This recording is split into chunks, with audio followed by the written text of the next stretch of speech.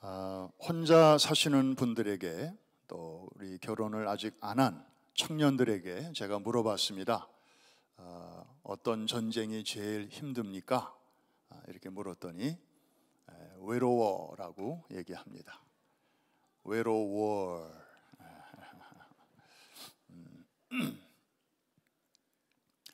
그런데 지금 이 방 안에 계신 우리 모든 그리스도인들에게 가장 힘든 전쟁은 과연 무엇일까요? 어떤 분은 경제 전쟁이요 이렇게 말하는 분도 있을 수 있습니다만은 대부분의 그리스도인들에게는 영적 전쟁이죠. 그러면 그리스도 밖에 있는 그런 분들에게도 이 영적 전쟁이 있나요? 있을 턱이 없습니다. 왜? 같은 편이니까. 같은 편끼리 왜 싸우겠습니까? 한 통속인데. 미안한 표현이지만 그분들은 그냥 그 세계의 노예로서 종속된 삶만 있을 뿐입니다.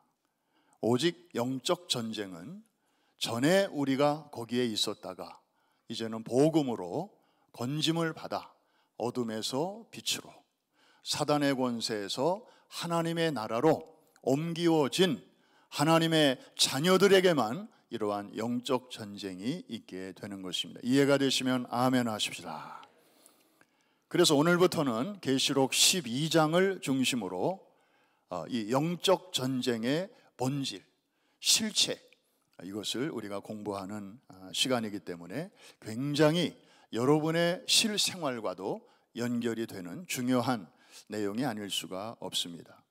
오늘 본문은 말합니다.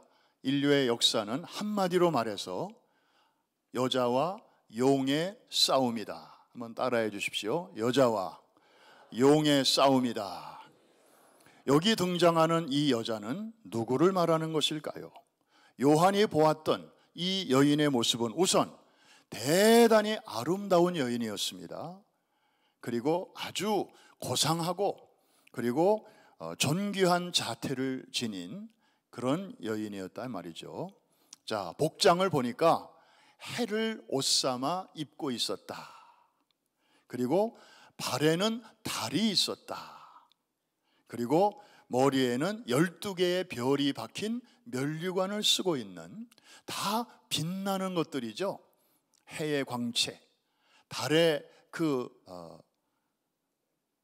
빛이 있고 별들이 또 반짝반짝거리는, 여러분 해, 달, 별들 이런 표현을 계시록에서 우리가 딱 보는 순간 뭐 떠오르는 거 없습니까? 여러분 지난주에 우리 같이 나눴죠. 계시록의 내용은 성경 안에 있는 어떤 내용을 배경으로 하고 있다. 그래서 계시록을 푸는 가장 정확한 열쇠는 성경 바깥에 있지 않고 성경 안에 있다. 기억나시고 이해가 되시면 아멘. 그렇습니다. 해, 달, 별들 그러면 누가 생각나요? 꿈쟁이 요셉, 어린 요셉이 꿈을 꾸었잖아요.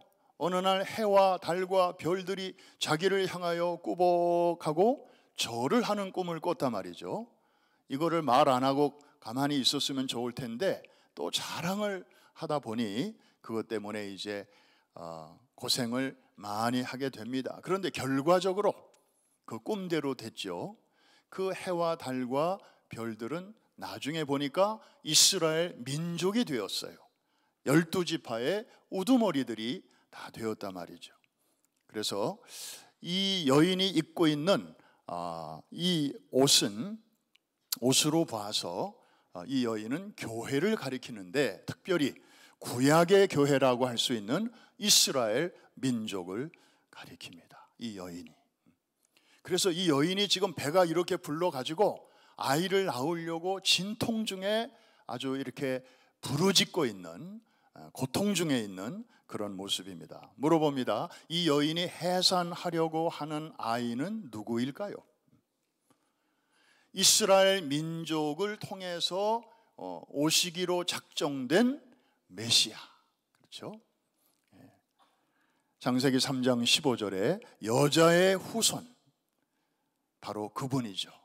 그래서 뱀의 머리를 상하게 하실 자, 여기도 보니까 여자의 후손이라고 이렇게 말하고 있습니다.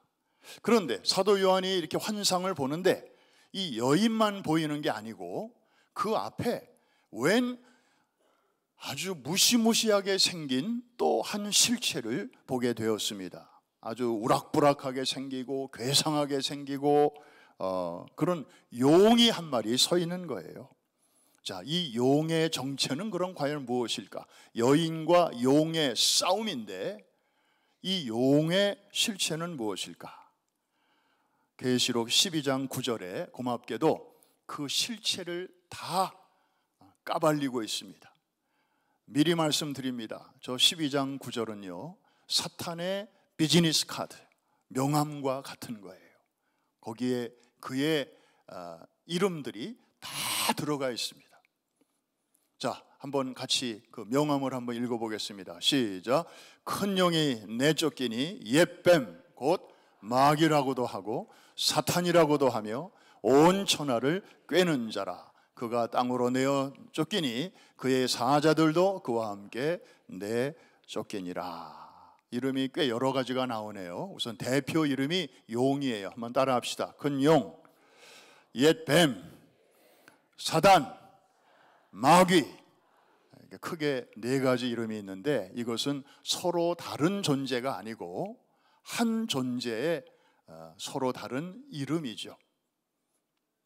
그러니까 마귀, 사탄, 용, 뱀 다 같은 자인데 단수죠, 단수. 그런데 가끔 이제 우리가 찬송을 부르다 보면 마귀들과 싸울지라 이렇게 찬송을 부르다 보니까 마귀가 찬송가에 보면 여럿이라고 이렇게 나오는데 왜 목사님은 하나라고 얘기를 하나? 글쎄요, 찬송가가 셀까요? 성경이 셀까요? 네, 찬송가를 작사하신 분이 아마도 좀 성도들에게 좀 이렇게 이해를 쉽게 하기 위해서 보통 뭐 조름마귀, 무슨 뭐 음란마귀, 뭐 물질마귀 뭐 이런 식으로 왜 표현들을 많이 하잖아요. 그렇게 하다 보니까 그것을 참고해서 하다 보니까 마귀들 이렇게 표현하지 않았나. 그러나 성경은 마귀는 한 인격이라고 분명하게 소개하고 있습니다. 그의 하수인들인 귀신들은 많아요. 그러나 그의 우두머리인 마귀는 하나인데 이름이 꽤 여럿입니다. 다시 한번 정리합니다. 따라해 주십시오. 큰 용, 옛 뱀, 사탄, 마귀. 몇 명이에요? 4명. 제가 설교를 지금 잘못하고 있는 것 같습니다. 자, 제가 다시 한번 하고 묻습니다. 네. 제가 잘못했기 때문에 한 번 더 마귀의 명함을 읽어드립니다. 큰 용, 옛 뱀, 사탄, 마귀. 몇 명이에요? 하나예요, 하나. 하나인데 이렇게 다양한 이름을 갖고 있다는 것은 여기 가서는 이런 모양으로, 저기 가서는 저런 모양으로 가면을 바꿔 쓴다는 것이고 꾀가 많다는 것이고 수가 높다는 것이에요. 그러니 사람들이 다 넘어가는 거죠. 동양 문화에 보면 12간지가 있습니다. 동물들이죠. 땅을 지켜주는 12마리의 짐승이라고 알려져 있습니다. 한자로 저렇게 쓰죠. 같이 한번 읽어볼까요? 우리 젊은 세대들은 잘 모를 수도 있는데, 자, 시작. 자, 축, 인, 묘, 진, 사, 오, 미, 신, 유, 술, 해. 저 한자 한자는 각각 서로 다른 동물을 상징하고 있습니다.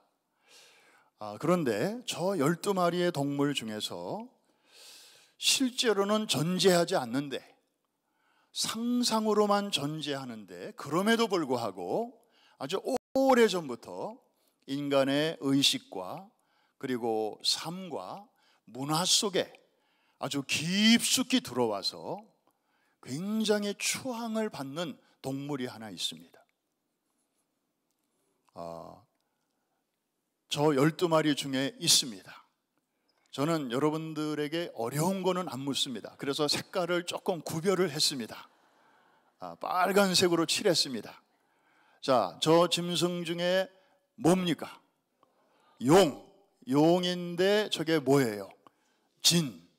자축인묘 진 할 때 저놈입니다. 저게 바로 성경이 말하는 용, 뱀, 마귀, 사탄입니다. 그런데 천한 대접을 받는 게 아니고 하여튼 저 용자만 들어가면 사람들이 아주 그냥 꼬꾸라지는 거예요. 여러분, 꿈 중에 제일 좋은 꿈은 무슨 꿈?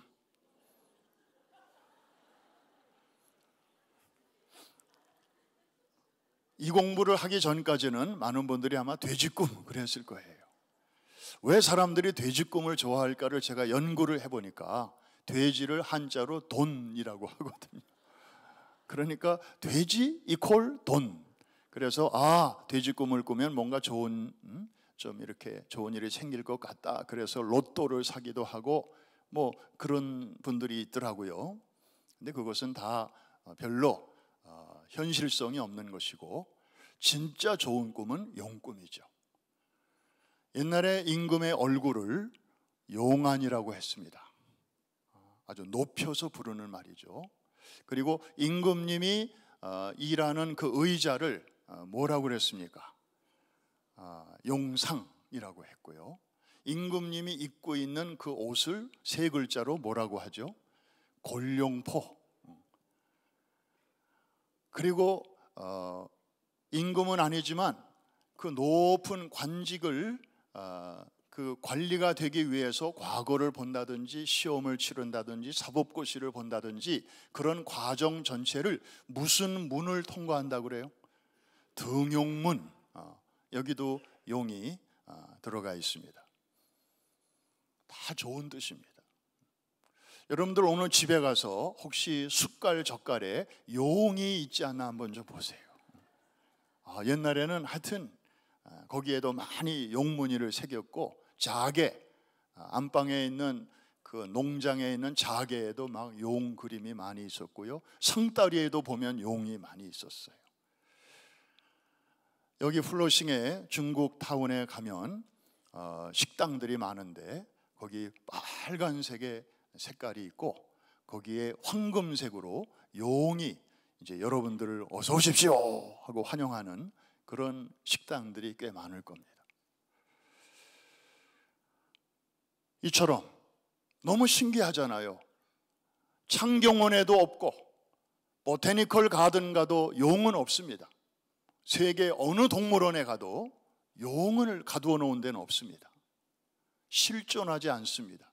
그럼에도 불구하고 언제부터인가 아주 오래전부터 이렇게 동양인의 그 생각 속에 쑥 들어와 가지고 이렇게 높임을 받고 있으니 도대체 누가 처음에 이것을 시작했으며 무슨 과정으로 이루어졌는지 우리가 좀 연구해 볼 필요가 있습니다.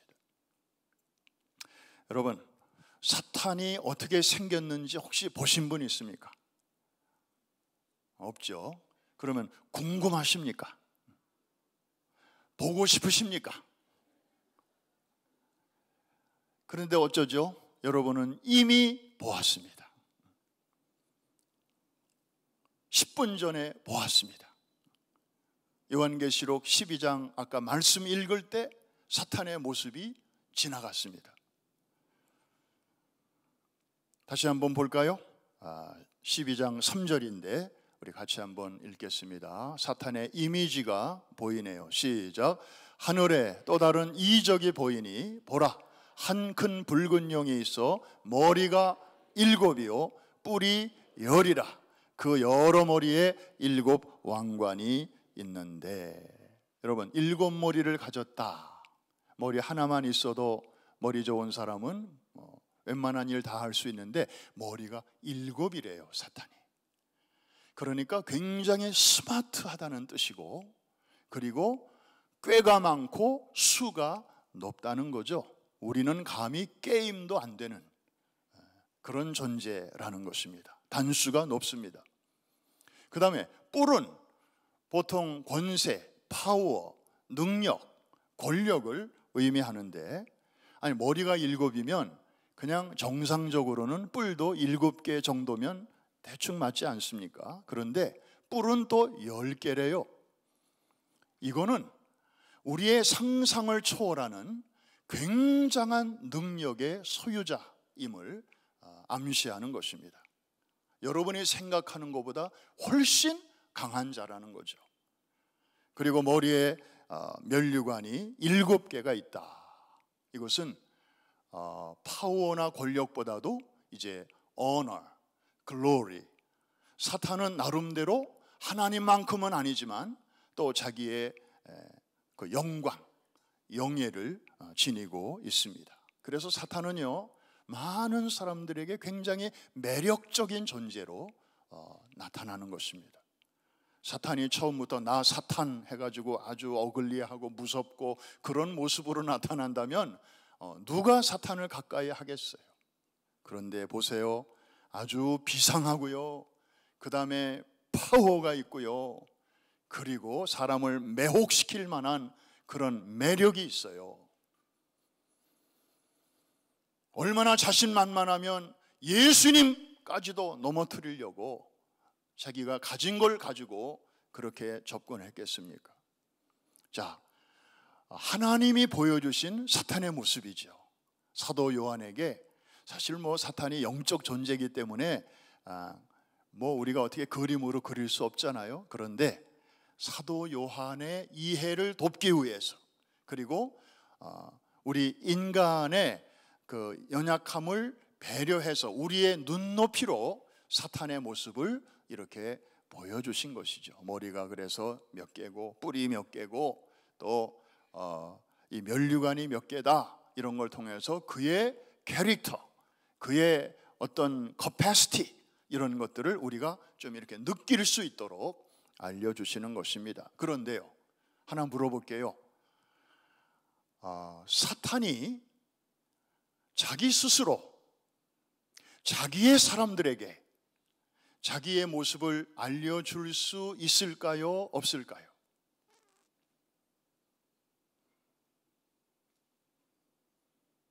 아무도 입을 열지 않으시네요.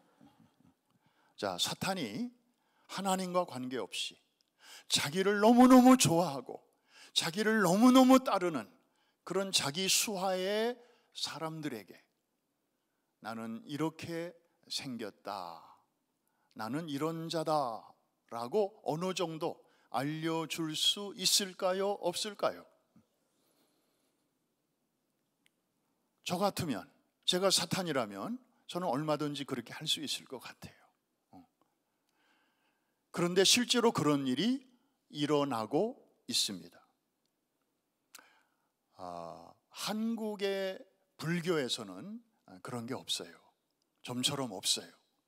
그런데 제가 오래전에 태국에 방문했다가 요한계시록에 나오는 그 사탄의 모습과 너무나 흡사한 그런 조각이 어디에 있다는 얘기를 듣고 일부러 거기를 찾아간 적이 있습니다. 태국의 수도 방콕에서 저 동북부 쪽으로 기차를 타고 10시간쯤 가니까 라오스와의 국경이 가까운 곳에 넝까이라고 하는 지방도시가 나오는데, 거기에 정말 특이한 조각공원이 하나 있었어요. 거기에는 그 동네에 사는 불교 승려가 있었는데, 이 사람은 얼마나 이 도가 높은지 매일 꿈을 꾸는데요, 하늘의 어떤 영적인 실체와 접촉을 하는 거예요. 접촉을. 그래서 그 존재가 이렇게 말을 하는 것입니다. 내가 너에게 그 꿈으로 어떤 이미지를 보여줄 테니까 너는 그것을 스케치해서 거대한 조각으로 만들어서 그 공원을 만들어라. 그러면 전 세계 사람들이 와서 볼 수 있을 것이다. 돈 걱정은 하지 마라. 내가 도네이션 할 사람들은 내가 다 연결해 줄 테니까. 그래 가지고 이제 거기에 거대한 조각공원이 만들어져 있더라고요. 그리고 조각품들이 뭐 어마어마한데 제작비도 많이 들었을 텐데 그 작품들 밑에 보면 거기에 도네이터의 이름들이 거기에 쫙 나와 있어요. 태국에 사는 그 부자들의 이름이겠죠. 제가 오늘 여러분들을 그 공원으로 잠깐 모시고 가겠습니다. 자, 보여주시죠. 저 한 장의 사진에 여러 개의 조각 작품들이 지금 등장하고 있는데 각각 별개입니다.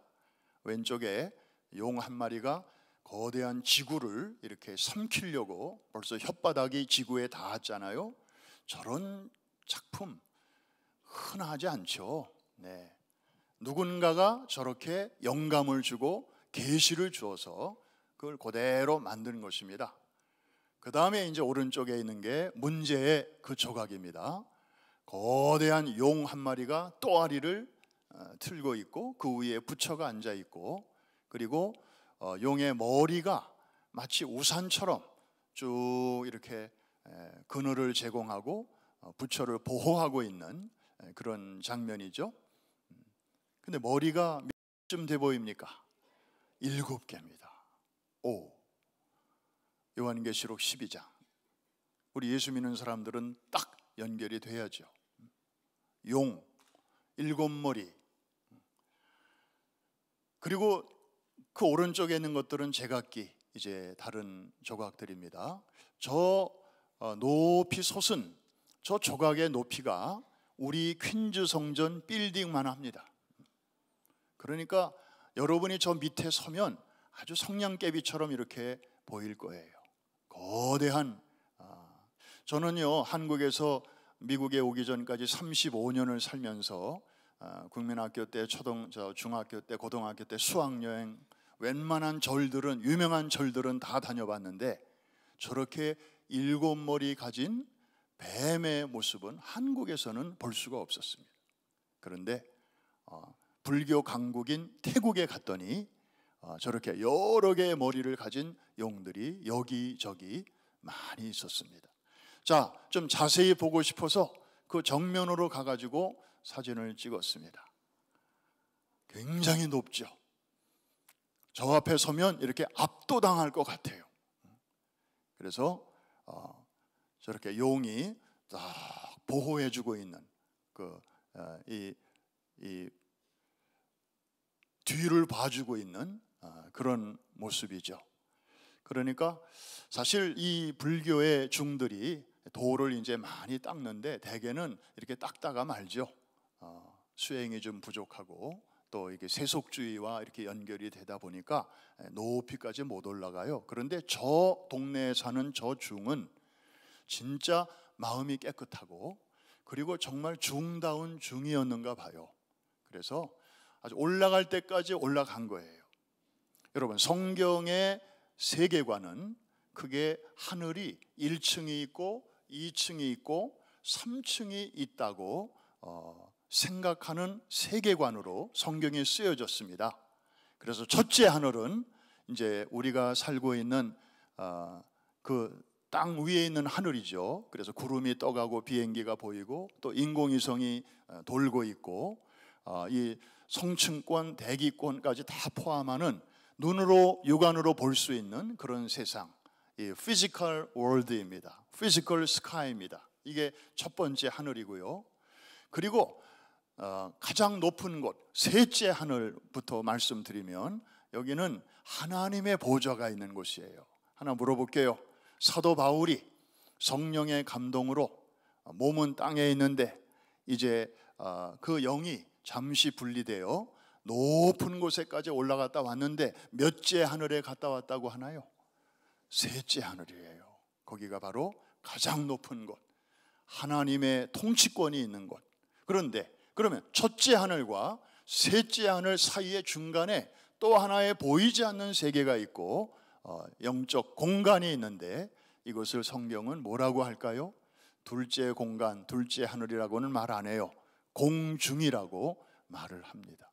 공중의 권세는 누가 잡고 있어요? 마귀, 사탄이 잡고 있는 거죠. 그러면 다시 이 그림을 한번 생각해 보시면 저 마을에 살고 있는 중이 이제 계속해서 기도합니다. 구도 생활에 전념합니다. 그래서 올라가다가 결국에는 제일 먼저 만나게 되는 영적 세계가 있어요. 거기 이제 접촉을 하게 됩니다. 그래서 그 존재로부터 뭔가 메시지를 받습니다. 거기가 바로 공중이죠. 거기 주인 된 양반이 사탄이죠. 자기의 모습을 슬쩍 보여준 거예요. 용, 일곱 머리. 그분은 요한계시록 모르는 사람입니다. 기독교를 모르는 사람입니다. 그런데 결과물을 놓고 보니까 요한계시록에 나오는 사탄의 모습이와 이 중이 깨달은 사탄의 모습이 너무 닮은 거예요. 여러분, 이 정도 되면 사탄의 모습이 이거는 거의 확실하다. 자랑스럽게도 대한민국에도 그런 정도의 수준에 이르른 중이 한 분 계십니다. 성철 종정입니다. 이분이 1987년도에 4월 초파일에 법어로 발표한 내용, 여러분들 아마 많이 들으셨을 것입니다. 이분은 10년 동안 소위 장좌불화를 하신 분입니다. 동굴 속에 들어가서 등을 땅에 대지 않고, 즉 눕지 않고 10년 동안을 앉아서 돌을 닦았다 이 말입니다. 졸지 않도록 이마 앞과 머리 뒤에다가 예리한 그 칼을 꽂아놓고 졸면 찔리니까, 그러면서 10년 동안 수행을 했는데 이분이 올라가다가 깨달은 게 있어요. 그래서 그 초파일의 첫 문장이 이렇게 시작합니다. 사탄이여 오십시오. 나는 당신을 예배하고 환영합니다. 아무나 할 수 있는 말이 아닙니다. 그 세계를 맛본 사람만이 할 수 있는 얘기입니다. 첫째 하늘을 지나 둘째 하늘과 맞닿은 그곳에서 깨달은 것이니까요.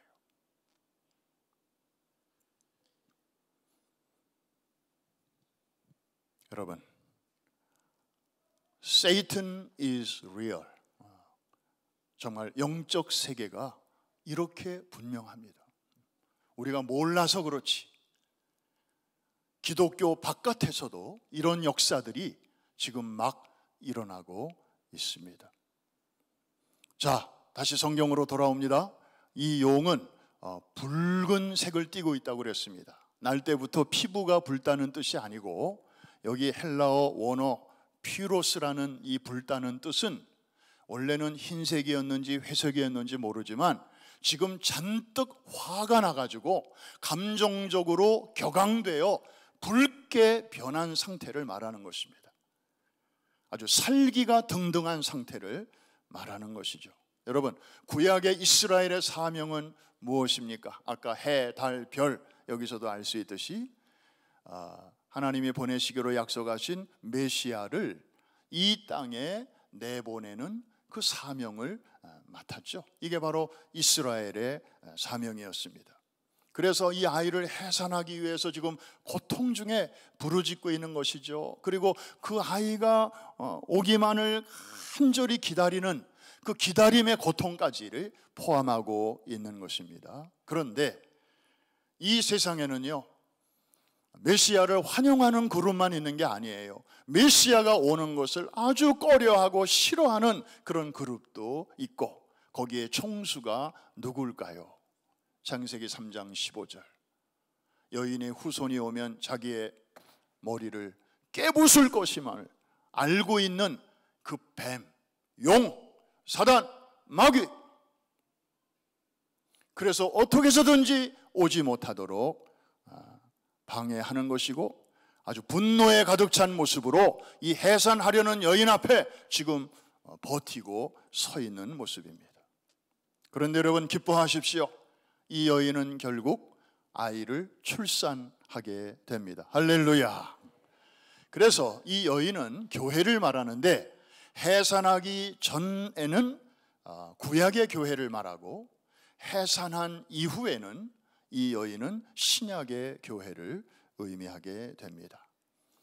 이 아이는 이제 태어난 후에 자기의 역할을 감당하고, 그 다음에 아주 요한계시록에는 아주 스피디하게 기록이 됐습니다마는 이내 하늘 보좌로 이제 올라가게 됩니다. 이것은 예수님이 탄생, 사역, 죽음, 그리고 부활, 승천까지를 이렇게 짧은 문장으로 소개하고 있는 것이죠.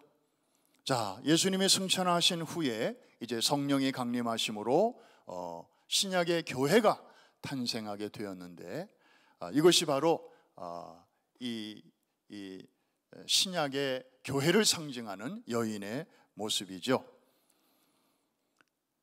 자, 이 여인은 그 후에 이제 광야로 용을 피해서 피신을 하게 되고, 거기서 일정 기간 동안 이제 하나님의 보호를 받게 되는데, 그것이 우리와 굉장히 관계 있는 말씀이기 때문에 우리 6절 말씀 같이 한번 읽겠습니다. 6절 시작.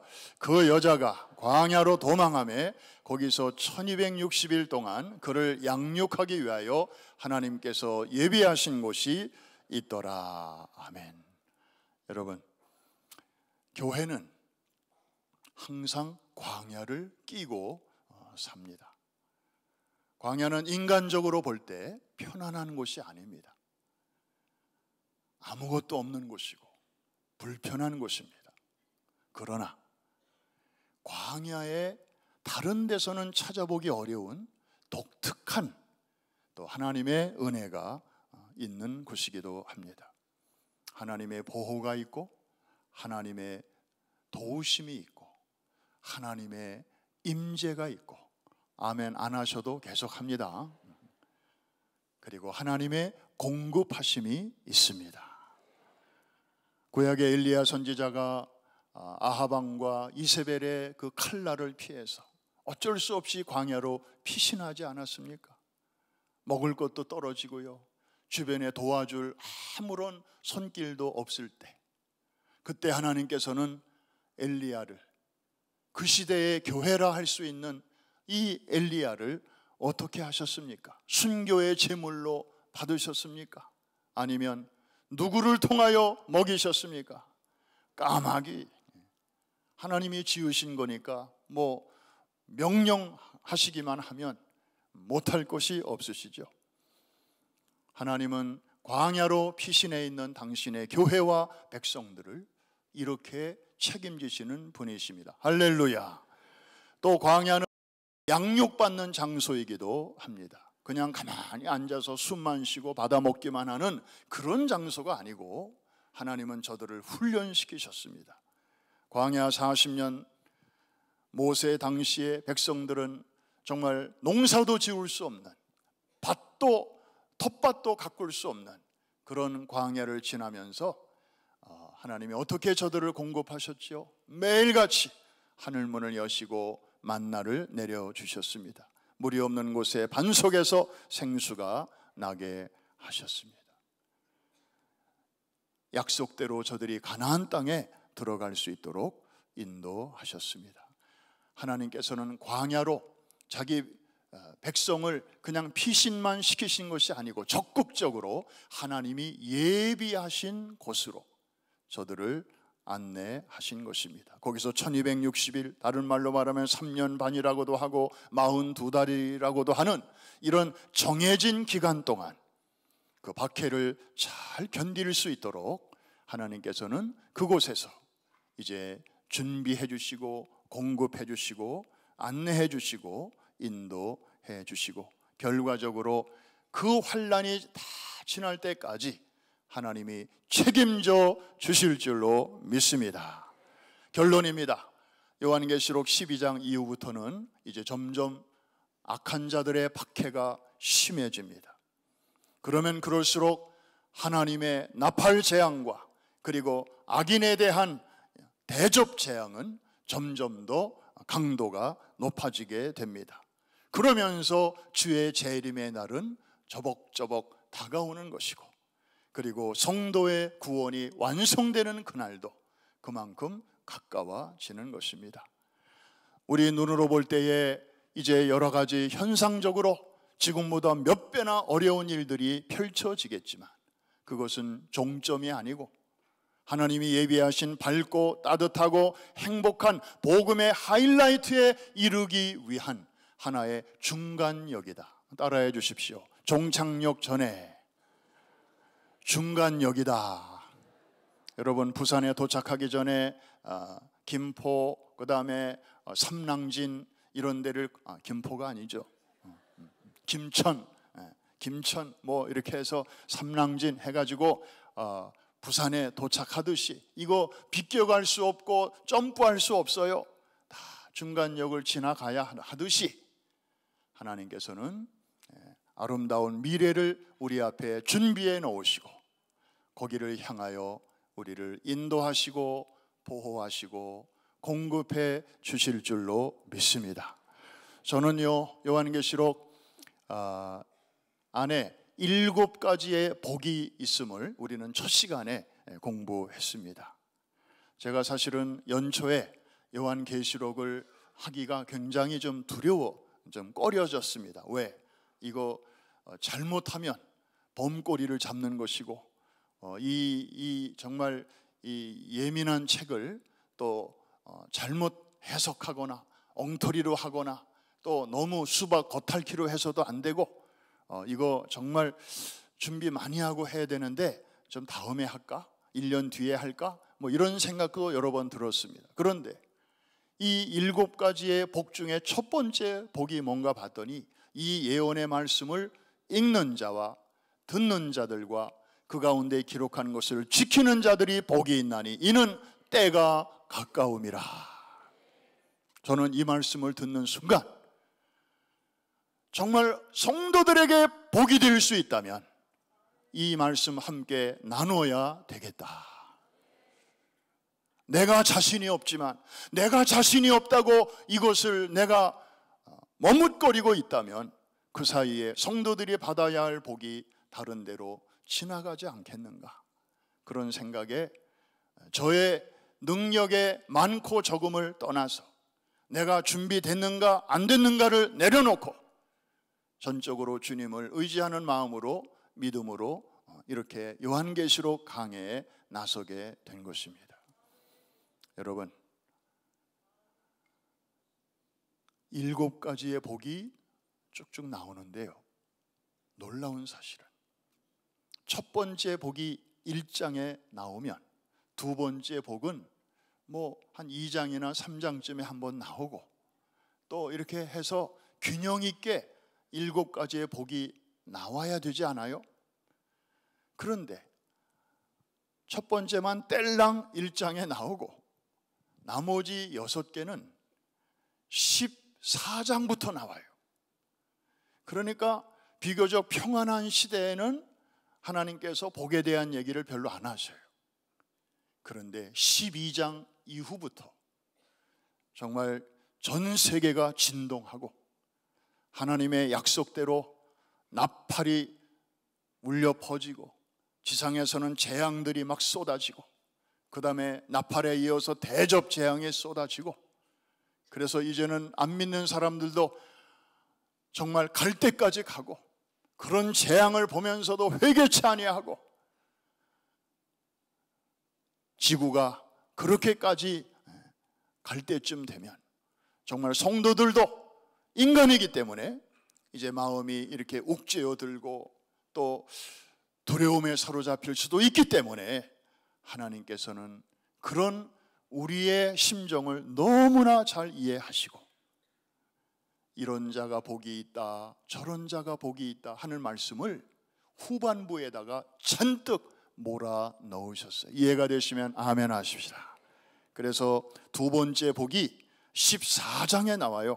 주 안에서 죽는 자가 복이 있도다. 최근에 우리 교회 안에도 이렇게 연수를 다하여 주님 품에 가시는 분들이 많이 계신데, 죽음 자체는 정말 좋은 일이 아니고 슬픔의 사건이지만 정말 복음 안에서 예수 그리스도 안에 있는 자들에게는 죽음마저도 축복의 사건이 되게 하시는 하나님을 찬양하지 않을 수가 없습니다. 주 안에서 죽는 자가 복이 있다.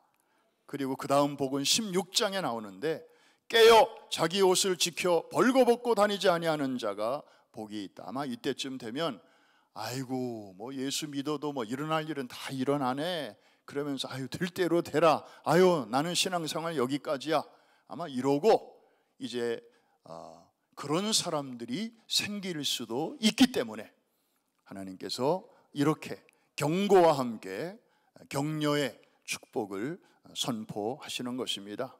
그 다음 복은 19장에 나와요. 어린 양의 혼인잔치에 청함을 입은 자들이 복이 있도다.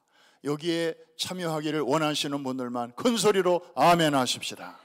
그 다음에 복이 20장 6절에 나와요. 첫째 부활에 참여하는 자가 복이 있도다.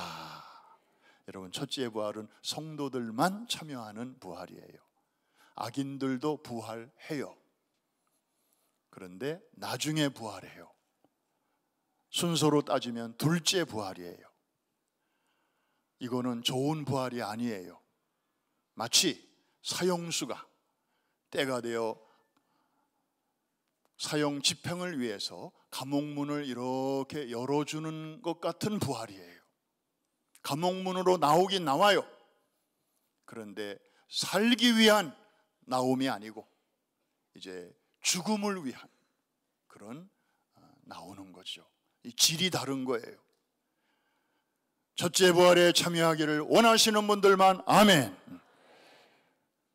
둘째 부활에 참여하기를 원하는 자도 아멘 할까 물어볼까도 하다가 제가 겁이 나서 못 묻겠어요. 또 졸다가 또 아멘 또 하는 분들이 또 있을까 봐. 기왕에 경고했으니까 한번 물어보겠습니다. 첫째 부활에 참여하기를 원하시는 분들은 큰 소리로 아멘. 둘째 부활에도 참여하기를 원하시면 아멘.